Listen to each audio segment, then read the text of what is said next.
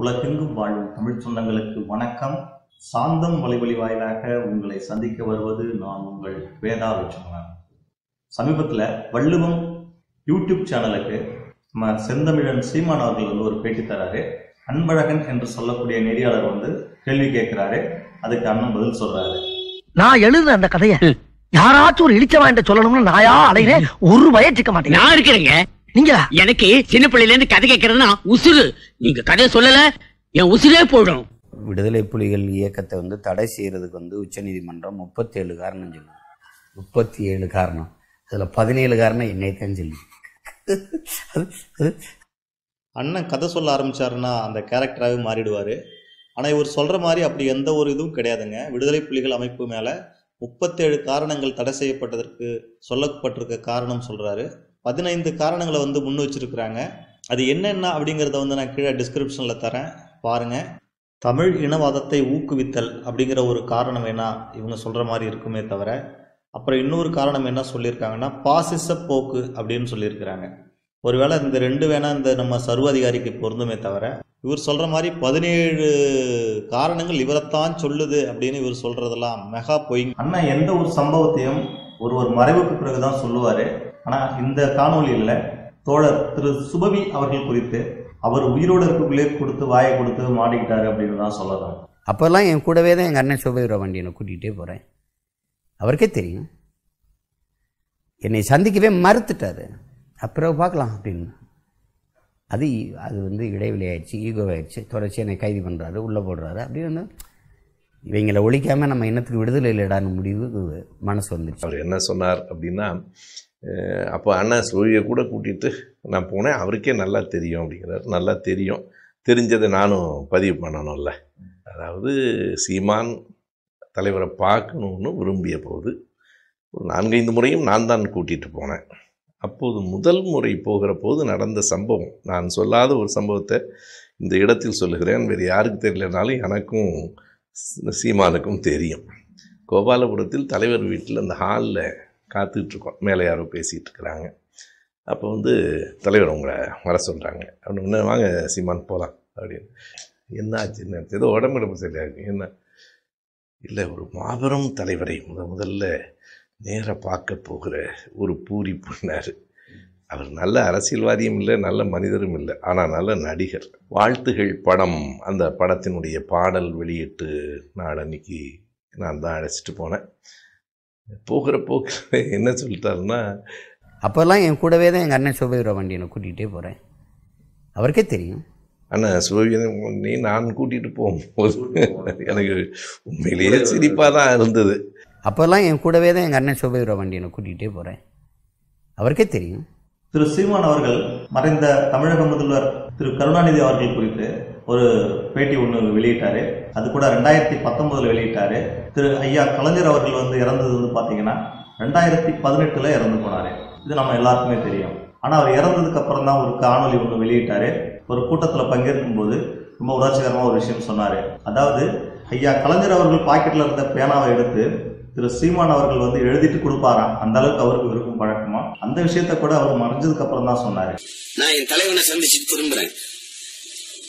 வந்த உடனே தலைவர் சில செய்திகளை அவர்கிட்ட சொல்றாரு.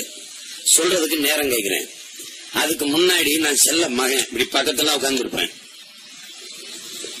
அவர் பேனாவை எடுத்து எழுதிட்டு செருகி விடுவேன்.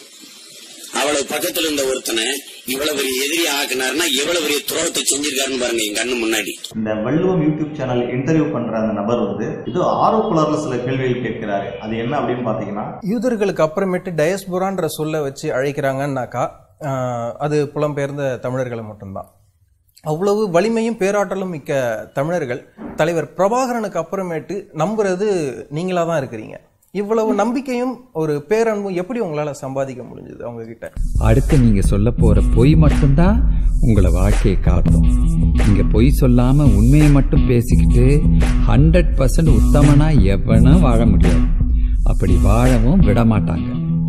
என்ன தவிர முதல்ல கனடாவில் நான் பேசுகிறேன் 2007. அந்த பேச்சு நேரலையில் ஒளிபரப்படுது. அதை பார்க்குறாரு. சின்ன பையன் ஒருத்தன் இப்படி பேசுகிறாரு அப்படின்ட்டு அதிலிருந்து ஏ ராசா, என் கதையை மதிச்சு நீயாவது வந்து கேட்டீங்க. உனக்கு சொல்லாம வேற யாருக்குடா சொல்ல போறேன், வா சொல்றேன்.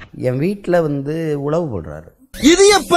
ஐயோ, அது என்னை உழவாக்க போட்டதுங்கிறது எங்கள் அண்ணன் போட்டம்மான்னு சொல்லி தான் எனக்கே தெரியும். ஆத்தி ஒரு தம்பியை போடுறாங்க. அந்த தம்பி என் வீட்டிலேயே இருக்கிறாரு. அவர் திரைப்படத்தில் படிக்க வந்திருக்கேன்னா நான் திரைப்படத்துறையில் சேர்த்து விட்டேன். என் தம்பி செழியன்ட்டு சேர்த்து விட்டேன். அவர் எங்கள் அண்ணன் பேசும்போது தான் தெரியும். அவர் வீட்டில் ஒருத்தரை போட்டிருந்துறேன் அப்படின்னு. எதுக்கு? உன்னை உழவு பார்க்கத்தாண்டா அப்படின்னு. எப்பா சாமி, போதும்டா ஓட்டது, ரீல அந்து போச்சு. என்னையும் உழவு பார்க்கப்பா, இது எங்கள் அண்ணனுக்கு தெரியுமா? ஒன்னு சொல்லி தாட்டா போட்டேன். பின்றியடா, எம்ஜிஆரை பார்த்திருக்கேன், சிவாஜியை பார்த்திருக்கேன், ரஜினியை பார்த்திருக்கேன், கமலை பார்த்திருக்கேன். உன்ன மாதிரி ஒரு நடிகரை பார்த்ததே இல்லடா. தமிழர்கள் மிகவும் மதிக்கக்கூடிய மேதகு பிரபாகரன் அவர்கள் குறித்து பிரபாகரன் அவர்களை தான் சந்தித்ததாகவும் சந்தித்த போது நடந்த சில நிகழ்வுகளையும் அவர் குறிப்பிட்டு சொல்லக்கூடிய சில விஷயங்கள்லாம் பாத்தீங்கன்னா எல்லாமே பிரபாகரன் அவர்கள் மறைந்ததுக்கு அப்புறம் தான் சொன்னாரு. இந்த காணொலி முழுக்க பாத்தீங்கன்னா நிறைய விஷயங்கள் சொல்றாரு அண்ணன். அது பாத்தீங்கன்னா உங்களுக்கு தெரியும். கன்னடாவில் 2007 காலகட்டங்களில் இவர் பேசினதாகவும் அந்த பேச்சு திரு சீமான் அவர்கள் பேசிய அந்த காணொலியை நேரலையில மேதகு பிரபாகரன் அவர்கள் பார்த்ததாகவும் அதன் பிறகு 3 ஆண்டுகள் இவரை உளவு பார்த்ததாகவும் ஒரு மாபெரும் பொய் ஒன்று சொல்றாரு. அதாவது 2007 டிசம்பர் மாசம் தான் பாத்தீங்கன்னா அண்ணனுக்கு கனடாவில் முதல்ல பேசுறாரு நேரலையில. அது பாபர் மசூதி இடிக்கப்பட்ட தினத்தை ஒட்டிய தினம். அது இந்த கூட்டம் முடிச்சுட்டு நானே அடுத்தது பாபர் மசூதி இடிப்பு சம்பந்தமா நான் பேச வேண்டியது ஒரு பொதுக்கூட்டம் இருக்கு அப்படின்னு அண்ணா அந்த காணொலியில தெரிவிச்சிருப்பாரு. அதன் அடிப்படையில பாத்தீங்கன்னா நவம்பர் அல்லது டிசம்பர் இறுதியில தான் 2007 இறுதியில தான் அதாவது அண்ணன் பேசிய பேச்சுக்களை முதல்ல அண்ணன் திரு மேதகு பிரபாகரன் அவர்கள் பார்த்ததா குறிப்பிட்டாரு. அதுக்கப்புறம் 3 ஆண்டுகள் உளவு பார்த்ததா சொல்றாரு. மே 18, 2009 தமிழர்களால் மிகவும் மதிக்கக்கூடிய திரு பிரபாகரன் அவர்கள் மரணிச்சதா சிங்கள ராணுவம் ஒரு காணொலி வெளியிட்டது. அதன் அடிப்படையில் பாத்தீங்க அப்படின்னா இவர் சொன்ன விஷயம் பொய்ங்கிறது வெட்ட வெளிச்சமா நிறுவனமாகுது. 3வது பெரிய கட்சியா இருக்கிறோம், இந்தியாவில் இருக்கிறோம். நாம ஏதாவது இதுக்காக முன்னெடுப்புகள் செய்து வரோமா? தம்பி, ஒரு மனுஷன் போய் பேசலாம், ஆனா ஏக்கர் கணக்கில் எல்லாம் பேசக்கூடாது. அது எப்படா நெஞ்சில கொஞ்சம் கூட ஈரம் இல்லாம இவ்வளவு பெரிய பொய்ய சொல்ற? இந்தியாவிலேயே 3வது பெரிய கட்சியா, நல்லா கேட்டுக்குங்க, இந்தியாவிலேயே 3வது பெரிய கட்சியா நாம் தமிழர் கட்சி. உலக தமிழர்கள் இவரை நம்புறதுக்கு காரணம் என்ன அப்படின்னு ஒண்ணு கேட்கிறாரு. அதுக்கு அண்ணன் கொஞ்சம் கூட அசராம என்கிட்ட இருக்கிற உண்மைதான் அப்படின்னு சொல்லிட்டு ஒரு பொய்யும் சொல்றாரு. நான் என் தலைவரை பார்த்துட்டு வந்துட்டேன்றதுக்கு பிறகு என்னை சந்திக்கவே மறுத்துட்டாரு. நான் ஈழத்துக்கு போய் அண்ணனை பார்த்துட்டு வந்ததுக்கு அப்புறம் தலைவர் எனக்கு பார்க்கறதுக்கு நேரமே ஒதுக்கலை. அதான் அந்த செய்தி. யார் யார் மூலமோ முயற்சி பண்ணேன். என்னிடம் கேட்டதாகவும் கெஞ்சினதாகவும் தவிச்சதாகவும் சொல்றார். குறித்து கொள்ளுங்கள், அழுத்தமாய் பதிவு செய்கிறேன். ஈழம் போய் வந்ததற்கு பிறகு தலைவர் கலைஞரை பார்க்க வேண்டும் என்று ஒரு முறை கூட என்னிடம் அவர் கேட்கவே இல்லை. இதுதான் அடிப்படையான செய்தி. அப்பட்டமான பொய். இதில் உண்மைக்கு மாறானதெல்லாம் சொல்ல வேண்டியதில்லை. அப்பட்டமான பொய்.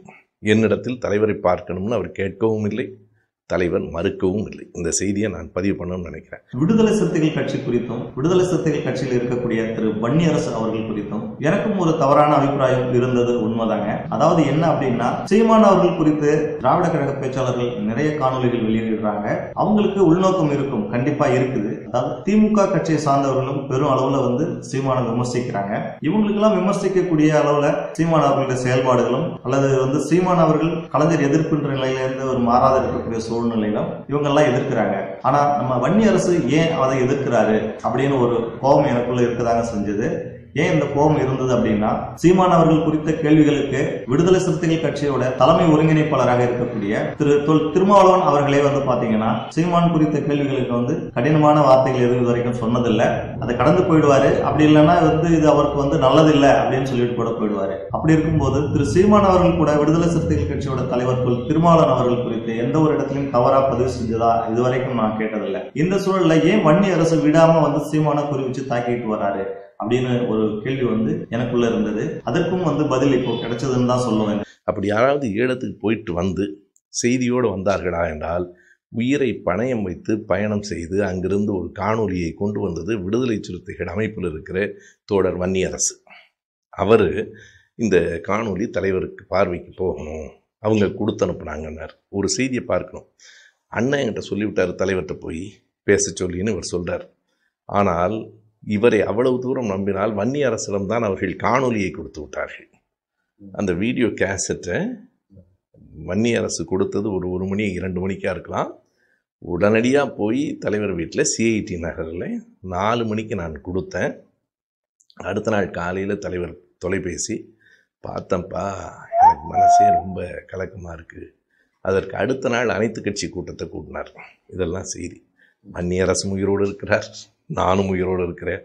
ஆனால் வரலாற்றை கொண்டு விடுவார்களோ என்று அச்சமாக இருக்கிறது.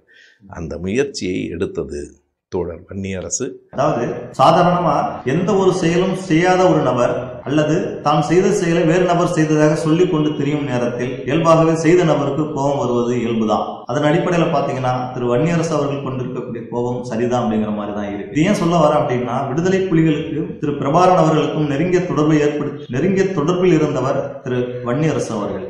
இது சம்பந்தமா பல கட்ட தலைவர்களும் பேசியிருக்கிறாங்க. அப்படி இருக்கிறப்போ அவர் எந்த இடத்துலையும் வந்து நான் அண்ணனை போய் இங்க பார்த்தேன், நான் அது செஞ்சேன் இது செஞ்சேன் அப்படின்னு சொல்லி எந்த இடத்துலையும் அவர் தெரிவுபடுத்தினதா பழைய காணொலிகள் இல்லை. ஆனா சமீபத்துல சில நிர்பந்தத்தின் காரணமாக திரு சீமான் அவர்கள் கொடுக்கக்கூடிய அந்த விளக்கத்தின் காரணமாக அவர் தன்னை முன்னிலைப்படுத்த வேண்டிய சூழ்நிலை வருது. தமிழ் உணர்வாளர்களாக இருக்கக்கூடிய என்னை போன்றவர்களுக்கு திரு மேதகுவே பிரபாகரன் அவர்களை சீமான் அளவிற்கு யாரும் இழிவு செய்யவில்லை அப்படிங்கிறது தான் நான் பதிவு செய்கிறேன். அதுக்காக தான் இந்த காணொலி வெளியிட்டேன். பிரபாகரன் மீது கொண்ட அதீத பற்றால் எனது மகனுக்கு நான் பிரபாகரன் என்று பெயர் சூட்டி மகிழ்ந்தவன். அந்த அடிப்படையில சொல்ற திரு சீமான் அவர்களே, உங்களை உயர்வாக நீங்கள் பல விஷயங்களை சொல்லிக் கொள்ளுங்க, அதை பத்தி எங்களுக்கு எந்த கவலையும் இல்லை. ஆனா திரு பிரபாகரன் அவர்களுடைய பெயருக்கு களங்கம் விளைவிக்கின்ற வகையில் சமீபத்தில் உங்களுடைய செயல்பாடுகளும் உங்களது பேட்டிகளும் இருக்கு அப்படின்னு சொல்லி விடைபெறுகிறேன். நன்றி, வணக்கம்.